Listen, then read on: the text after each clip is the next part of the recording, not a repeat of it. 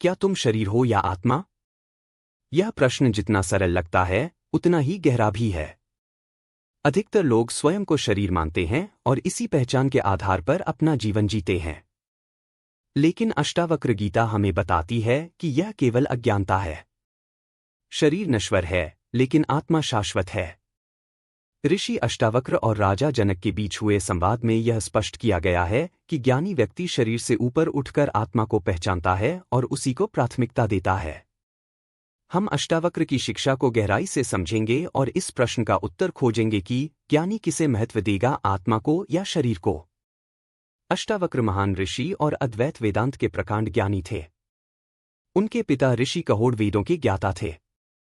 एक रोचक कथा के अनुसार जब अष्टावक्र अपनी माता के गर्भ में थे तब वे अपने पिता द्वारा किए गए वेद मंत्रों के उच्चारण में त्रुटि सुनते थे। गर्भ से ही उन्होंने अपने पिता को टोक दिया। इस पर कहोड़ ने क्रोधित होकर अपने पुत्र को शाप दे दिया कि वह 8 स्थानों से टेढ़ा होकर जन्म लेगा। इस कारण उनका नाम अष्टावक्र पड़ा। बचपन से ही अष्टावक्र अत्यंत बुद्धिमान थे। जब उनके पिता एक शास्त्रार्थ में हारकर पराजित हो गए और राजा जनक के दरबार में बंधक बना लिए गए, तब अष्टावक्र ने मात्र 12 वर्ष की आयु में वहां जाकर विद्वानों से शास्त्रार्थ किया और अपने पिता को मुक्त कराया। राजा जनक को आत्मज्ञान देना। राजा जनक एक ज्ञानी राजा थे, लेकिन उन्हें आत्मा और शरीर का भेद स्पष्ट रूप से समझ नहीं आया था।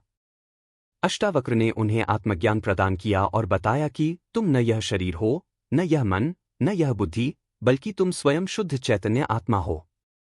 आत्मा और शरीर, अष्टावक्र का दृष्टिकोण। शरीर की अस्थिरता और नश्वरता।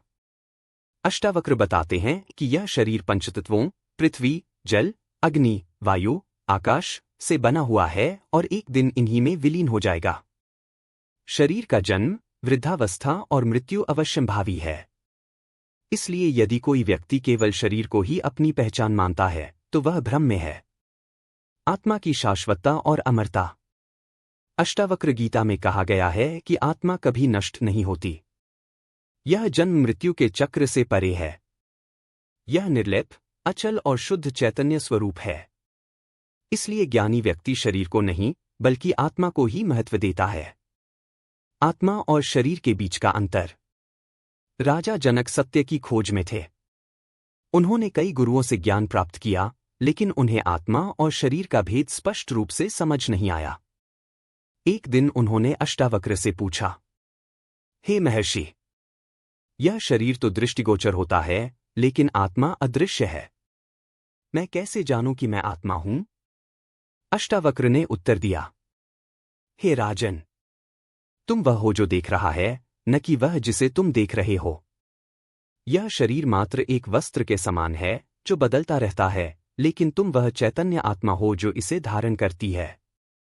उन्होंने समझाया कि आत्मा और शरीर में वही संबंध है जो घड़े और आकाश में होता है। घड़ा टूट सकता है, लेकिन आकाश को कोई नुकसान नहीं पहुंचता। इसी प्रकार शरीर बदल सकता है, लेकिन आत्मा अजर अमर है। ज्ञानी और अज्ञानी का अंतर। अज्ञानी व्यक्ति की सोच अपने शरीर को ही अपनी पहचान मानता है। दुख सुख में उलझा रहता है। जन्म और मृत्यु से भयभीत रहता है। भौतिक सुखों के पीछे भागता है। ज्ञानी व्यक्ति की सोच आत्मा को पहचानता है। सुख दुख से परे रहता है। जन्म और मृत्यु का भय नहीं होता। भौतिक चीजों में आसक्ति नहीं रखता। अष्टावक्र गीता से महत्वपूर्ण शिक्षाएं। तुम शरीर नहीं, आत्मा हो। जब तक कोई व्यक्ति स्वयं को शरीर मानता है, तब तक वह बंधनों में रहता है। संसार एक स्वप्न के समान है। यह संसार अस्थायी है, इसलिए इससे अधिक जुड़ाव नहीं रखना चाहिए। जो आत्मा को जान लेता है, वह मुक्त हो जाता है। आत्मा की पहचान ही मोक्ष की कुंजी है। शांति केवल भीतर है, बाहर नहीं। बाहरी चीजों से शांति नहीं मिलती, यह भीतर की अनुभूति है। आधुनिक जीवन में अष्टावक्र की शिक्षाओं का महत्व। तनाव और चिंता से मुक्ति। अगर हम अपने शरीर को ही सब कुछ मानेंगे, तो दुख, भय और चिंता में घिरे रहेंगे। लेकिन अगर हम आत्मा की अजरमरता को पहचान लेंगे, तो कोई भी परिस्थिति हमें विचलित नहीं कर पाएगी। मृत्यु का भय समाप्त। अष्टावक्र कहते हैं कि मृत्यु केवल शरीर की होती है, आत्मा अमर है।